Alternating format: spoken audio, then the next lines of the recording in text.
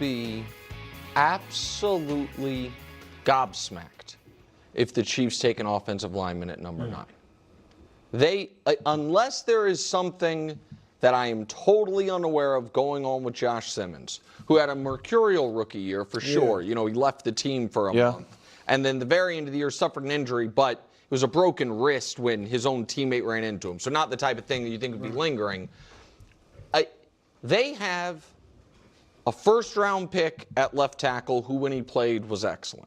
A second-round pick at left guard who, when he played, was serviceable. What was the highest-paid center in the league and the best center in the league in Creed Humphrey, and one of the highest-paid right guards in the league. 4/5 of their offensive line are either top of the market paid or first or second-round draft picks. I think it would be, given the fact that they do have multiple other needs, wild to then spend what will almost assuredly, certainly, hopefully be the highest pick you have in the entire Mahomes era on a right tackle, which is what you would be drafting there. And so there are 8 guys that if the first 8 picks of the draft are these 8 names, it puts the Chiefs in a tricky spot. We know Mendoza's going to go, so that you don't have to worry about that with respect to Orlovsky. We know, and I think we know. Can he win the big game, though? Jeremiah Love is going to go. Any of the next 6, I'd be great with.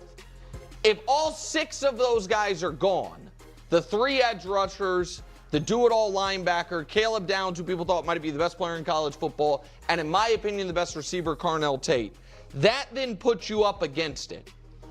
And in that scenario, I think you are then looking at the second best receiver, whether it's Lemon or Tyson, or the number 1 corner, but that's not very Chiefsy to prioritize corner like that. But they obviously need a corner. But I would take the tight end Kenyon Sadiq before I took an offensive lineman at 9. I just don't think that's where. A ton of tight ends, though. You could trade down for a tight end. Right. So that I just don't think taking an offensive lineman at 9 when you have already spent that much money and that high draft capital on and 4/5 of the line is set makes sense to me. Call me crazy, Brew. The one way that I've seen Patrick Mahomes really be flustered is when teams get to him. And last year was the fastest time to throw Josh of his career, but it was like middle of the top 10. Rodgers was number 1, Mahomes was top 10. Maybe I've got like Drake May scar tissue, but when the offensive line breaks down, bad things happen. Bo Nix is a good to very good quarterback who won 14 games because the offensive line was impenetrable. So I don't know. I like offensive line for Mahomes. Yeah, I don't necessarily ever get mad at taking offensive linemen because you never know when one will go down. As you said, we've seen Mahomes struggle when he doesn't have the line. Look last year, I keep bringing them up, but the Chargers lost both of their tackles. All right, and so it's just, I hear what you're saying, Nick, because they do have the core of a very good line. And they spent all that money on Jalen Moore to be the left tackle, but then they drafted Josh Simmons because he fell to him so that Jalen Moore can play right. Yeah. Here's the other thing I would say about Mahomes getting sacked at that percentage. Some of that is offensive line, and some of that is nobody can get open.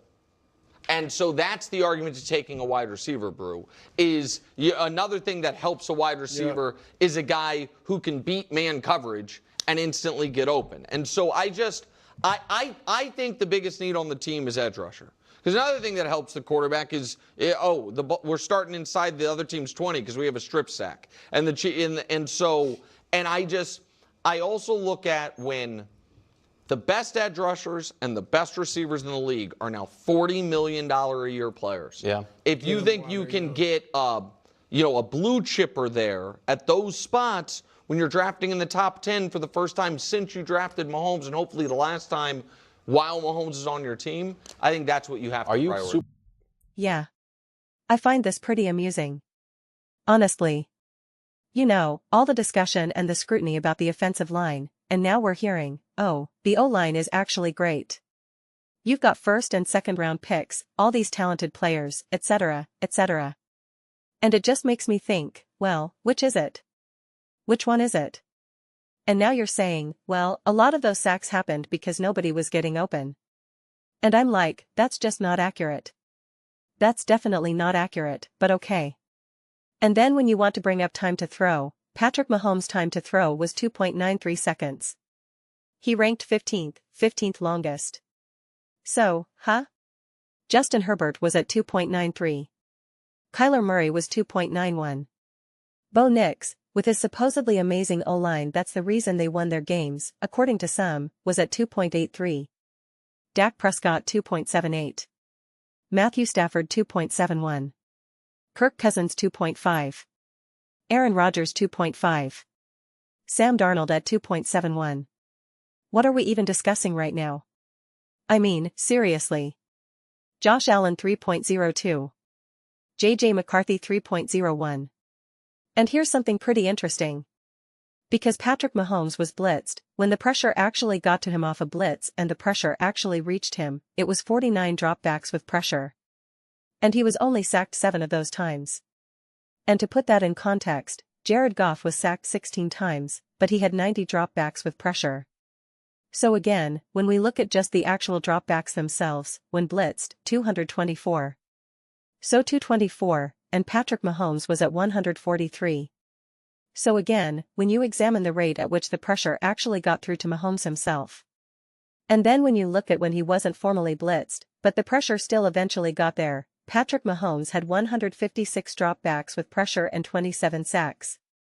And that's actually when his pressure to sack percentage went higher. It was 17.3, and when he was formally blitzed, it was down at 14. So a 3% swing. So when he was actually getting blitzed, you were actually getting a slightly better quarterback in a sense. He was handling the pressure more efficiently. His passer rating is essentially identical. And some of the other stats are always going to be skewed because it's so lopsided, right? You're going to have more touchdowns, more interceptions. It's a bit harder to compare those kinds of things. So you kind of have to lean on more general metrics, like passer rating, although that can definitely be heavily skewed by sheer volume. But like his completion percentage, when not blitzed but under pressure, 61.8%. When blitzed, I think it was around 65%. Yeah, 65.6%. So he was handling the blitz and that pressure much more smoothly at a significantly higher level than when the pressure came without a formal blitz. Which again, it makes a lot of sense, but there was a pretty significant gap there, honestly. If you look at Matthew Stafford, for instance, we could just use a PFF rating as a quick and easy comparison. When he was not blitzed but the pressure got to him, he had a 94 passing grade. Patrick Mahomes had 71.3. Matthew Stafford had 87.6 when formally pressured. Patrick Mahomes had 79.8. So you can see the drop-off. You can see the deficit. And again, like I said, you can't really look at touchdowns in this moment, although he crushed it. Matthew Stafford had 29 touchdowns. Patrick Mahomes had 5. But then again, when formally blitzed, or excuse me, when he wasn't blitzed, 17 and Matthew Stafford 17. But like I said, I think those numbers are a bit harder to compare quickly and easily. But here's where it continues to get interesting. If we look at the whole 2.5 seconds as that big magical cutoff that everyone likes to use, Patrick Mahomes was pressured 28 times in under 2.5 seconds. That's at the bottom of the NFL. Geno Smith had 55, Jared Goff 55, Matthew Stafford 54, Dak Prescott 53, Trevor Lawrence 50, Daniel Jones 49, Justin Herbert 48. This is the O-line completely collapsing within 2.5 seconds. Jalen Hurts had 46. Patrick Mahomes had 28. He's up there with Mac Jones, Michael Penix Jr. Shadur Sanders obviously didn't even play a whole season, etc. And I find that quite interesting. What's even more interesting, 0 sacks in under 2.5 seconds. And yet it wasn't just because he was throwing the ball away. He had a 75.7% completion percentage and an 82.1% adjusted completion percentage. So if he was just throwing the ball away to avoid getting sacked, you would clearly see it in the data. You would clearly see it in the numbers, and you don't see that. But now this is where Patrick Mahomes has to take some of the criticism. On plays that lasted longer than 2.5 seconds, his time to throw was 4.1 seconds. That is top 3 in the NFL. top 3. And he took 34 sacks. We can see Caleb Williams, again, kind of comparable scrambles. 53 scrambles, okay? Or excuse me, that's Patrick Mahomes. Caleb Williams had 43 scrambles. And yet the sacks, 23, 12.3 pressure to sack percentage. Patrick Mahomes, 19.3%. I mean, Caleb Williams threw the ball away 37 times. 26, he was smarter. He was more careful when scrambling, when having to deal with these extended plays. So it's not a matter of simply saying, well, you're taking these sacks, you're having these issues. No, Patrick Mahomes did not perform great when dealing with a lot of the, this isn't how you really talk about things, but off-script pressure rather than the more calculated I know the pressure is coming, I see the blitz, etc. So we can just say, well, people weren't open and so therefore that would have helped. It's like, no, he needed to be better. He absolutely undeniably needed to be better. And listen, there were other quarterbacks, Lamar Jackson and Jalen Hurts. Those were also 2 other quarterbacks that I looked at and I thought, they need to be better in these moments. I'm not really quite sure what they're doing with their scrambles and whatnot. And I also criticized the O-line for the Ravens and the Eagles, but it's like those quarterbacks need to be better. And so you can't escape that someone like Patrick Mahomes needs to be a better quarterback this coming season. You can't just overlook that. And what's tricky is we obviously know he's coming back off an injury and off surgery, but like, I know Caleb Williams is younger and all of that, but Patrick Mahomes is supposed to still be in his prime. His absolute prime. You should not be able to see a clear line of Caleb Williams doing something significantly better in year 2 than literally Patrick Mahomes. I personally find that frustrating. Just like I found it frustrating for Lamar, just like I find it frustrating for Jalen Hurts. And which is why, talking about Jalen Hurts, I defended him all last year, but I'm like Jalen Hurts needs to be a better quarterback. I'm expecting their offensive coordinator to make him a better quarterback.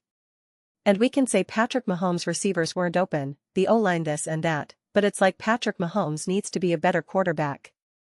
He needs to play better. And some of these things highlight that. It might not be the easiest to see, and this is where it's like, I try to make some of these statistical arguments in a more zoomed-in, nuanced way because the film is always like, I can show you 3 highlights of what I'm talking about, but then it's always like, but there are 100 highlights of Patrick or Jalen or Lamar doing the opposite. And so it's always tough. This is at least a collection of data, but I also don't like to use the data like how we often see on TV and whatnot where it's just like, they just look at this, they draw the line, they say, see, this is better than that, therefore he's better. And I'm not doing that either. That's why I tried to go through the 2.5, under 2.5, blitz versus not blitz, etc. But you can see where this is where some of these things are hurting him. Drake May was pressured 194 times. This is now with 2.5 or more seconds. Justin Herbert had 215. I mean, Patrick Mahomes all the way down at 176. And again, the time to throw, 4.01 seconds. Whereas Justin Herbert had 3.69, Drake May had 3.75. And these are they are all scrambling. Justin Herbert had 49 scrambles, Drake May had 61 scrambles. Again, Patrick Mahomes had 53 scrambles. Those quarterbacks simply did a better job under those circumstances in a way that Patrick Mahomes simply did not. And that to me is very clear not only by watching the games, but then also when you're trying to piece through some of this data. I mean, you want to talk about Bo Nix? Bo Nix did a great job of avoiding that pressure. Again, Patrick Mahomes had 176 dropbacks with pressure over 2.5 seconds. Bo Nix had 189. Bo Nix's pressure to sack percentage was 11.1%. Patrick Mahomes was 19.3%. He got rid of the ball at 3.55 seconds. Patrick Mahomes at 4.1. It's not just about the O-line. It's not just about whether so-and-so was open. It's a combination of so many different things. Your ability to scramble, when to throw the ball away, the decision-making. You're scrambling, but then what decision are you making when you're scrambling? What are you looking to do? And this is what I saw out of Patrick Mahomes, this is what I saw out of Lamar. Really Mahomes and Lamar more than anything. Definitely a little bit with Jalen, but it was a little bit different to me. It was just like they were scrambling in a way where they were constantly trying to look for something bigger and better rather than just, this is what I have to do, this is my reaction to the specific moment at hand. And it was really tough. It was really highlighted to me with Lamar early on in the season, even before he got injured. I saw with Josh Allen as well, not to as great of an extent, but I definitely saw with Josh Allen, especially against the Atlanta Falcons, is when I really saw it and I'm just like I don't really know what this is. And I made the joke because I see it with Jalen, Lamar, Mahomes, and Josh. I'm just like, did they all go to some sort of clinic? Did they all go to some sort of coaching clinic where they're all like, hey, this is what we're going to discuss right now? And it was just like, because you guys are all doing this thing that I had not really seen you do before. And I think that shows up for Mahomes. And like I said, it's not just a matter of purely O-line, purely whether people are open. It's a combination of many things which then ultimately created kind of a perfect storm of just not having the most productive season out there. Because also if just nobody was open, why are his throwaways at 26? Why does Jared Goff have more throwaways at 31? Bryce Young at 34? You know, again, why is Bo Nix at 27? Cam Ward at 32? Caleb Williams at 37? Like at that point it becomes decision-making. And I think we saw Patrick Mahomes not have the best decision-making last year. I think that was very obvious. Which was weird to me because I could never say that Patrick Mahomes was a bad decision-maker. And I'm not even saying that he is, it's just he wasn't making the best decisions in that moment of time. And it was kind of weird to see, honestly. But those are just my thoughts. I'd absolutely love to hear yours. What do you guys all think about the Kansas City Chiefs?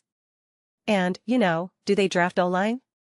Do they go for a bigger impact player? Not obviously we know the O-line matters most, but like an individual who can wreck a game, right? An edge rusher, wide receiver, whatever it may be. Let me know your thoughts. I read every single comment. So, whether you agree with me or disagree with me, either way, let's get into some discussions. Let's get into some debates, but ultimately, let's just have some fun. And please do consider subscribing. We're building an amazing community here and I'd absolutely love to see you a part of it. I want to build something that we all generally feel connected to. Something that we're really excited to be a part of. I think we're well on our way to doing it. Please don't forget to give this video a thumbs up. It really does help the visibility and the algorithm. Thank you so much. See you next time.